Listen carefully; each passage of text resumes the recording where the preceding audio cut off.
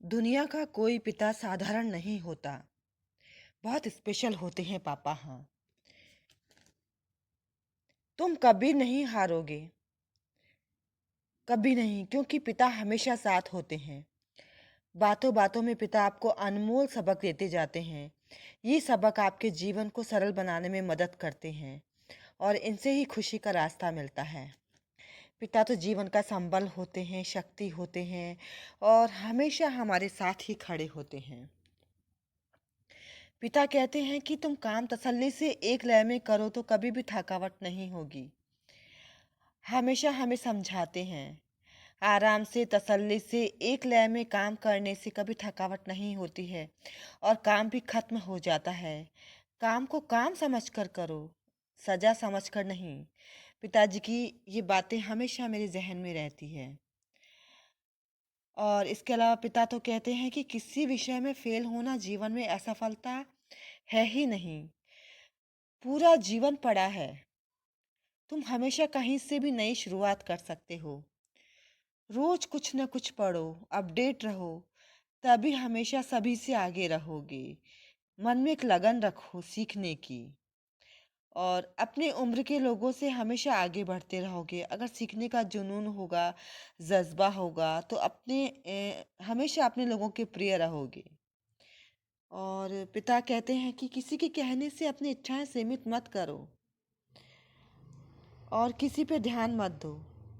आपको जो अच्छा लगे वो करो। आप अपने दिल की सुनो और हमेशा अपने मन की बात सुनो। खर्चों का भी हिसाब रखो, दिखाने के लिए नहीं, खुद के लिए। कोई सीमा तय नहीं है, परंतु जितना खर्च करो उसे पूरी ईमानदारी से डायरी में रोज लिखो, केवल अपने लिए। पिता को भी मत बताओ। और जो पिता हमेशा कहते हैं वो कहीं ना कहीं हमारी आत्मा से जुड़ा होता है। उनकी हर बात न जाने क्यों सच्ची लगती है। और पिता तो ऐसे होते हैं कि वो अपने बच्चों को हमेशा अपने जहन में रखते हैं, हमेशा अपने दिमाग में रखकर चलते हैं। पिता का जीवन तो अनमोल है और हमारी गलतियों को अनडू करने के लिए हमेशा तैयार रहते हैं पिता, एकदम निस्वार्थ। उनकी वजह से परिवार में सब कुछ चल रहा होता है, लेकिन रहते हैं बिल्कुल निर्लिप्त। शुरुआत बचपन से ही करते हैं। मंदिर में जब छोटे होने के कारण भगवान नहीं दिख पाते हैं तो पिता ही होते हैं जो हमें कंधे पर बैठाकर पहले घंटों घंटी बजवाते हैं और फिर भगवान के दर्शन करवाते हैं। हमें नहीं पता मंदिर में कौन सा भगवान है, लेकिन इतना ज़रूर पता होता था कि जिसे हम कंधे पर उठाया है वह कभी किसी भगवान से कम नहीं।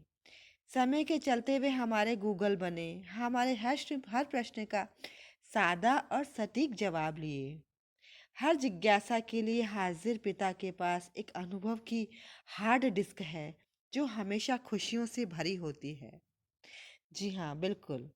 हम सब परिजन कुटुंबजन फाइल फोल्डर हैं। उनकी किताब के पन्नों में हाशिए नहीं होते थे, वे किसी को हाशिए पर नहीं रखते।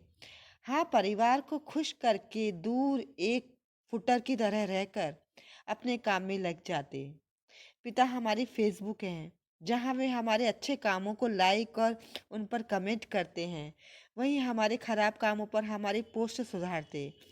वे हमें बताते कि मोबाइल से अलग भी दुनिया है, बाहर निकलो। उनके पास परिवार में आई हर समस्या के लिए कंट्रोल ऑल्ट डिलीट होता है। वे हर समस्या को सिस्टम से ही बाहर कर देते हैं। समय समय पापा एंटीवायरस अपडेट करते रहते हैं ताकि नई नई व्याधियां परिवार को नुकसान न पहुंचा सके। कुटुंब के लिए वे अपनी बातचीत की विंडो हमेशा खुली रखते हैं ताकि कोई भी पारिवारिक फाइल करप्ट न हो जाए।